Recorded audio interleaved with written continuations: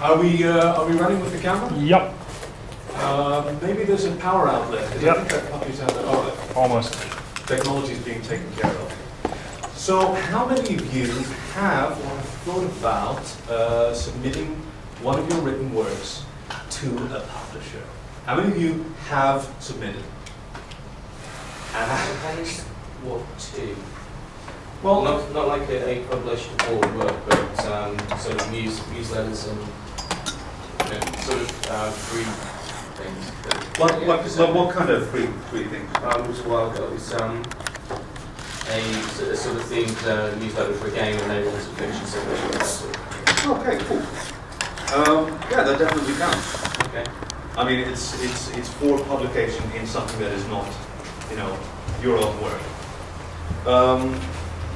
Because the job of an editor is a rather weird and trying one. I started off with, sorry?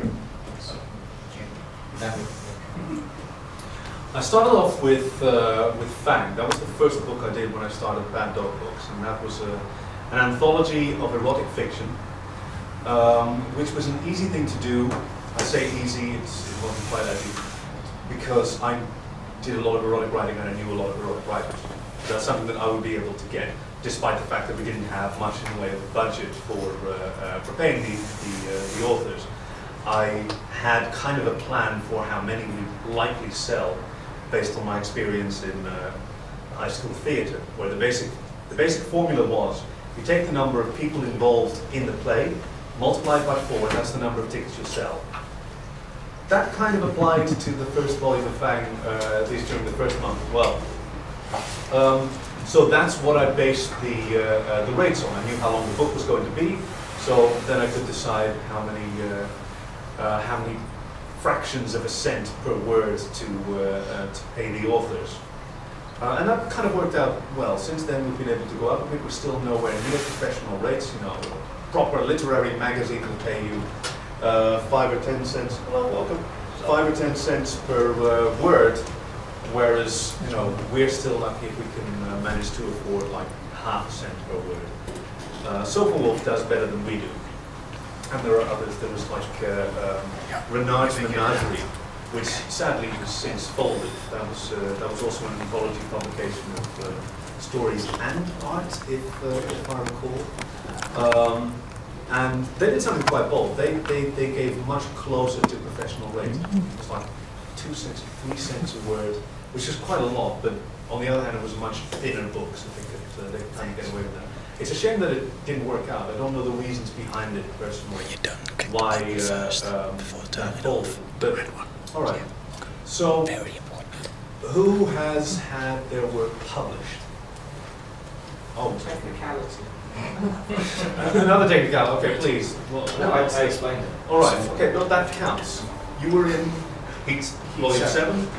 You were in seven comic books, depending on the US and the UK. All right, excellent. We one at the back there. What have you been published in? I was in for fiction. What is that? It's a German anthology of furry stories. It's in German, the book. Oh, okay. Who publishes that? Is it Blackpool? No, the guy is called Tiger. Oh, right. Is it still running, or was it one? It's still running. You can get it in the dealers then. Oh, cool. Well, okay. I was planning to keep this a relatively short panel. Keep it under an hour, so then we'll still have some time to hit the dealers then and pick that up. Did I miss anyone at the back there? I thought maybe you raised your hand. No, I must be wrong. There's an awful lot of noise in here. I think, that window's still open. Let me just close that. It's not nearly as stuffy here as it was the last time we were here. We can enjoy the rest and intimacy of a nice, quiet room. So, all right. I'm an editor, right? I don't edit Fang or Roar anymore. Other people have taken that over. People who are better at it than I am and have more time for it. But when I still did the editing, working through the slush pile is just the pile of stories that have been submitted, and it gets fucking massive. Working through that is an incredible chore, because a lot of the stories are rubbish. this isn't unfair, this isn't discrimination against any particular author. There's a lot of stories are rubbish, and you still have to read them attentively, because there might be a nugget of gold in there. And as an editor, it's your job to recognize what are the flaws of the story that you're reading, and how can it be rescued. You know, there's some, I've had a couple of stories from authors whose characterization and the environments were really, really good, right? And sometimes their grasp of English maybe wasn't particularly perfect. Now that's something that as an editor you can fix, because it's a collaborative process between the author and the editor. Sometimes the problems are more structural. I've had people who had fantastic grasp of the English language, perfect spelling, syntax, grammar, everything was in order. Structurally the story was sound, except it was just shit. It was boring, the characters weren't interesting. That's probably something that you can't fix as an editor, because that's the content that has to come out of the author. So we're going to operate on the assumption that you all have good stories to tell, that you all have good content, that it's not rubbish. Because if they are, like if you do write bad stories, then that's something that you're just going to get better at as you go along. So our job as an editor is to weed out the good from the bad, and to figure out what can be immediately used. I mean, there's writers out there, I just print them sight unseen, because I know that they're going to do a good job. They're going to deliver a story that is print ready, because the spelling and grammar and the continuity have all been checked, and it's also an engaging story. And there's authors out there that I know will produce beautiful stories that need an editor's assistance. And the wonderful thing about doing an anthology like Fang and Roar means that they're going to get that, which not a lot of authors really get. Not a lot of authors get an editor who knows what they're doing to help them polish their story. Everybody wants one, but I can tell you from experience, editing is a harder job than writing. And that sounds kind of self-serving, it sounds maybe a little arrogant, but it really isn't. Because as an editor, you're not engaged with the story, you're not contributing creatively. So the only thing that you're doing is you're working on the continuity, the characterization, the way that you believe it's going to be received, and the spelling and the grammar. You have to read it as critically as any reader possibly could, and those readers will have paid money for this book, and they will expect something of quality. So as an editor, you probably spend about as much time on any particular story as the author did. I know the many late nights that I put into Fang Volume 1, which was the longest book that we've put out, in the region of 150,000 words. That's quite a bit.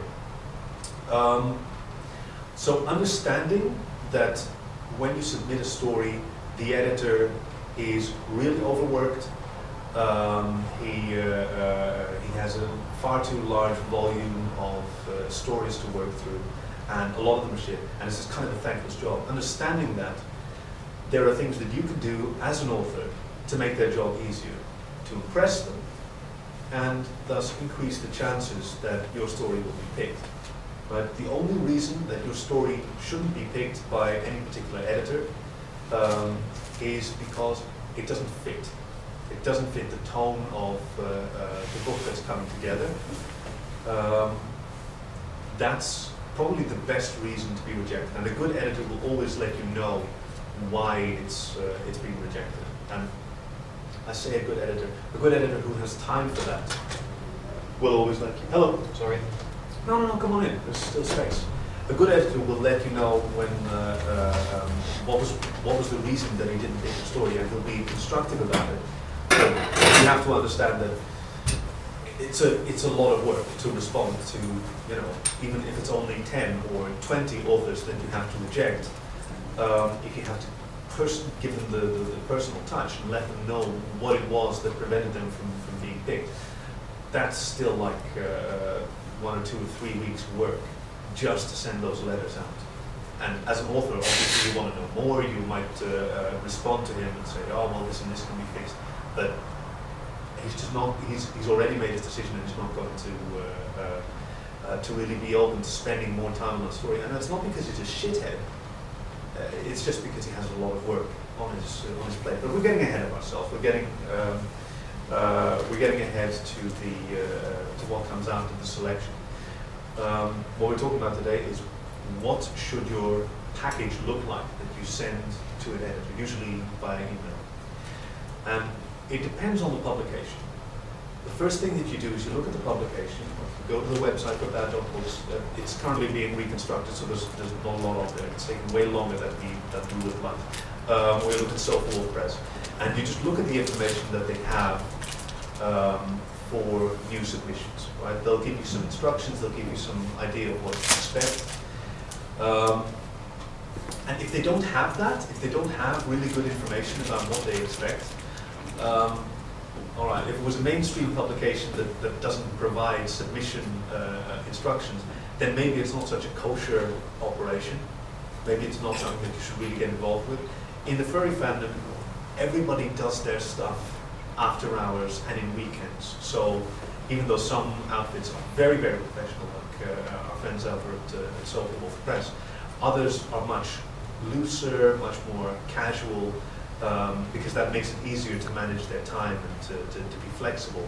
Like at Fur Planet, you'll find a lot more of a casual approach, which is as good as it is bad. Just as professionalism is as good as it is bad, because it creates opportunities and it blocks others off. So once you've read the instructions, and they'll ask for stuff like a particular format in which your story should be sent.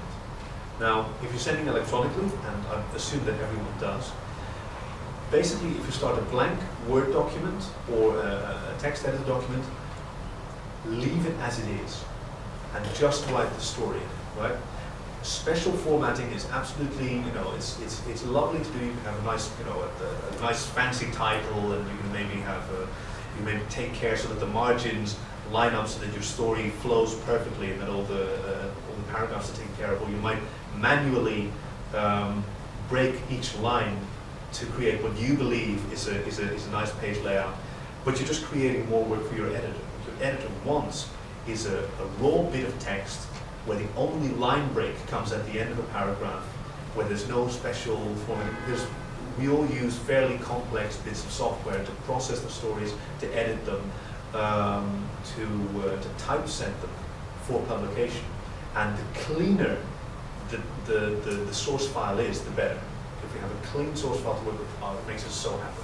When I receive a document that is basically just text, TXT, text document, with no manual line breaks, I'm super happy.